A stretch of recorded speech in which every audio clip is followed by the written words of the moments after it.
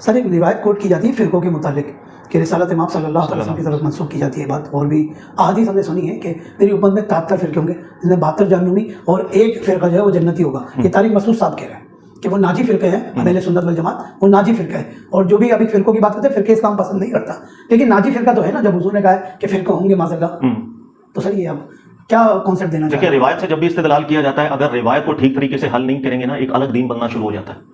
کہ ہمیشہ ذہن میں رکھیے گا، روایات کو حل کرنا ایک مشکل چیز ہوتی ہے. اس میں دیکھی جاتی ہے کون سی بات مطابقت میں ہے، کون سی بات مطابقت میں نہیں ہے. یہ جو روایت ہے کہ میری امت میں 72 فرقے ہوں گے، 73 فرقے ہوں گے، سارے کے سارے جہنمی ہوں گے اور ایک نہیں ہوگا، اس میں بہت سے الفاظ ایسے ہیں جس میں محققین علماء کا شدید اختلاف رہا ہے.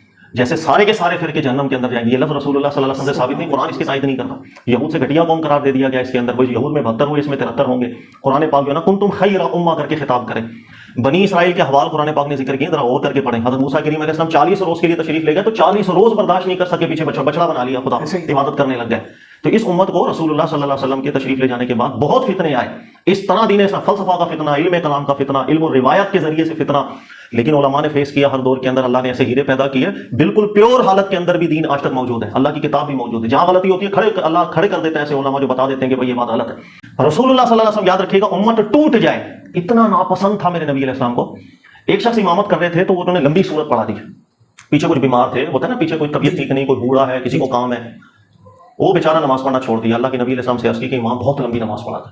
رسول اللہ صلی اللہ علیہ وسلم نے اس امام کو، بلکہ روایت کے الفاظ ہیں، ہم نے رسول اللہ صلی اللہ علیہ وسلم کو اس قدر جلال میں پہلے کبھی نہیں دیکھا. نبی علیہ السلام نے فرمایا کہ پیچھے بوڑھا ہوتا ہے، وہ کمزور ہوتا ہے، نماز چھوٹی پڑھایا کر. جو رسول صلی اللہ علیہ وسلم جماعت میں سے ایک بندہ ٹوٹ کے الگ ہو جائے یہ برداشت نہ کر سکیں، جب وہ اللہ کے نبی فرما رہے ہوں گے میری ہی امت میں فرقے بن جائیں گے، اس قلب مبارک پر کیا گزر رہی ہوگی؟ سر کبھی غور کیا؟ ساری وبائیں تو فرقوں کی وجہ سے. تھوڑا غور تو کریں.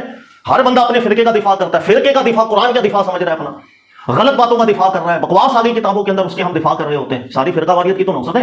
تو سر دین فرقہ واریت کو پسند نہیں کرتا تو اس سے نکلنا بھی تو ہے.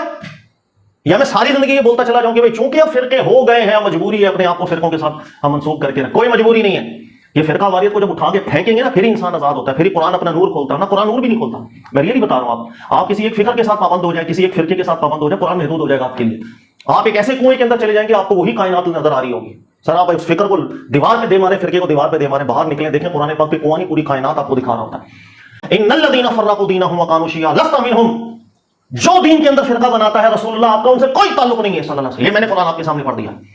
فرقہ واریت کی مذمت پہ تو ہر بندہ متفق ہے یا نہیں کہ قرآن نے مذمت بیان کی ہے؟ متفق ہے نا. تو اس پہ تو قرآن ہے. سر آپ جو بات کریں مجھے اس پہ قرآن لا کے دکھائیں. میں قرآن کے علاوہ نہیں سنوں گا کسی کی بھی بات. اور میرا بیڑا غرق اس لیے ہوا کہ ہم فرقوں کے اندر ملوث ہو گئے، ایک دوسرے کو گستاخ بنا دیا، ایک دوسرے کو کافر کہہ دیا. سلام نہیں کرنا، کوئی دوسرا بندہ سلام کر دے آپ پر لازم ہے کہ آپ اس کا جواب بھی نہ دو، اس لیے اس کا سلام نہیں ہوتا. کسی دوسرے فرقے والی کی اذان کانوں میں سنائی دے دے، اس کی اذان نہیں ہوتی ہے جی، آپ نے اس کا جواب بھی نہیں دیا. یہ فتوے کہاں سے آئے ہیں؟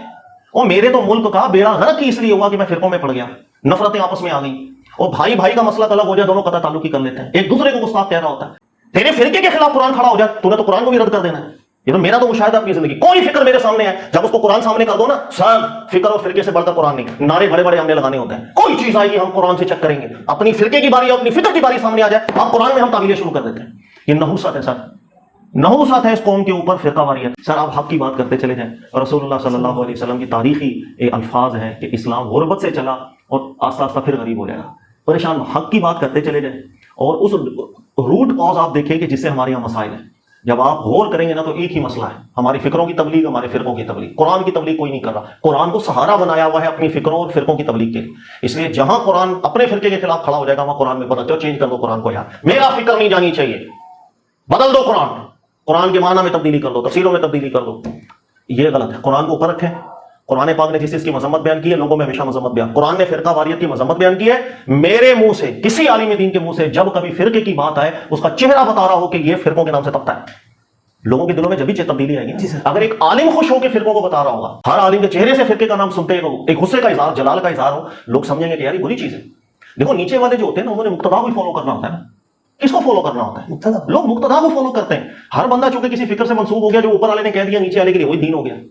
تو ہم نے جو سمجھانا ہے نیچے والوں نے وہی کرنا ہے. اچھی چیز سمجھائیں، اس اصل پر لے کر آئے جہاں قرآن لانا چاہتا ہے آپ کو. یہ فرقہ فکر ایک فکر میں محصور کر دو، اپنے آپ کو ایک فرقوں میں مقید کر دو. اس سے زیادہ ظلم دین پر یا قرآن پر اور کوئی نہیں. فرقہ واریت بھی ایسی چیز ہے، ایسی نحوست ہے کہ اس کے اندر جب انسان گھس گیا شعوری غیر شعوری طور پر، یہ اپنی اپنی جڑیں ایسی ایسی بنا دیں گے، شاخیں نکال دیں گے کہ پھر آپ گئے الامان والا چیز. یعنی کہ ایک فرقہ، اب فرقے کے اندر بھی پیروں کے حساب سے بھی اختلافات ہے، میرا پیر فلانا یہ افضل، تیرا پیر افضل نہیں. تو یہ وہ جس طرح وہ ایک دور تھا 9ویں 10ویں ہجری میں 8ویں ہجری میں، آپ نے دیکھا ہوگا رفاعی سلسلہ اور قادری سلسلہ، ان دونوں کی اتنی لگ گئی تھی آپس میں کہ دنیا جان کا جھوٹ ایک دوسرے نے ایک دوسرے کے لیے بول دیا.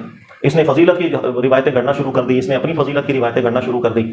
پوری دنیا میں مسلمان ذلیل، وہ اسلام کی جس کی رونق ہے سبحان اللہ، وہ دین جس کی رونق ہے سبحان اللہ، لیکن ہمارا اپنا عمل ایسا کہ کریکٹر کچھ بھی نہیں ہے، خلاص کوئی مثال نہیں دے پاتا. پاکستان میں کبھی مولاناؤں کی مثالیں دی گئی ہیں؟ آپ بتائیے کہ اسکول میں، کالج میں، یونیورسٹیز کے اندر، کہیں گھر کے کوئی جرگہ بیٹھا ہو اس کے اندر، کبھی آپ نے دیکھا ہو کوئی لیکچر دے رہا ہو اس کے اندر، کوئی سیاستدان، کبھی کسی مولوی کی اس نے مثال دی ہے؟ کیا دیکھو میں آپ کو مثال دیتا ہوں، وہ دیکھے آپ شخص، کسی بھی حوالے سے کوئی مثال موجود نہیں. یہ بدقسمتی ہماری. یعنی 70 سال ہو گئے پاکستان بنے ہیں، 70 سال سے علماء تبلیغیں کر رہے ہیں، لیکن آج بھی مسجد میں اتارا جوتا محفوظ نہیں، اور مسجد میں لگا گلاس زنجیر کے ساتھ بندہ ملتا ہے. یہ بدقسمتی ہے. ہمارے اخلاق اتنے گر گئے، برکت کیوں نہیں پڑی؟ دیکھیں میں اکثر بیان پتہ کیا کرتا ہوں، ہمارے یہاں مزارات پہ خرافات ہو رہی ہیں، یہ فلاں فلاں.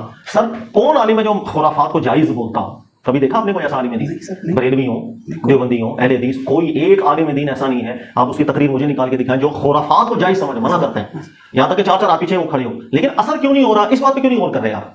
یہ خرافات ختم کیوں نہیں ہو رہی ہے؟ زبان بے اثر ہے، ہماری تبلیغوں میں کوئی اثر نہیں ہے، اس لیے کہ ہم جہاں رسول صلی اللہ علیہ وسلم نے مجھے کھڑا کیا تھا نا، میں وہاں سے ہٹ گیا. ایسا ہی ایک بندہ میرے پاس آ جائے، یار میں نے بیگم کو طلاق دینی ہے، 1.5 گھنٹہ لگا کر اس کو سمجھاؤ اچھے طریقے سے، اچھی چیز نہیں ہے، رشتے بنا کے رکھو، کوئی اتنا بڑا مسئلہ بھی نہیں. 1.5 گھنٹہ آپ کی تقریر سن کے بولے گا مولانا بہت اچھی تقریر آپ نے کی، طلاق میں پھر بھی دوں گا بیگم. یہ تو حالت ہے ہماری زبانوں کی. اس لیے اپنے آپ کو اس مقام پہ کھڑا کریں جہاں اللہ نے کھڑا کر دیا، جہاں رسول اللہ صلی اللہ علیہ وسلم نے کھڑا کر دیا، وہاں سے نہ ہٹیں. اور وہ فرقوں پر کھڑا نہیں کیا، فرقوں کی مذمت بیان کر کے آپ کو کھڑا کیا. پہلے یہاں کھڑے ہوں، پھر دیکھیں قرآن نور کیسا آپ کو دیتا ہے، پھر انقلاب شروع ہوگا.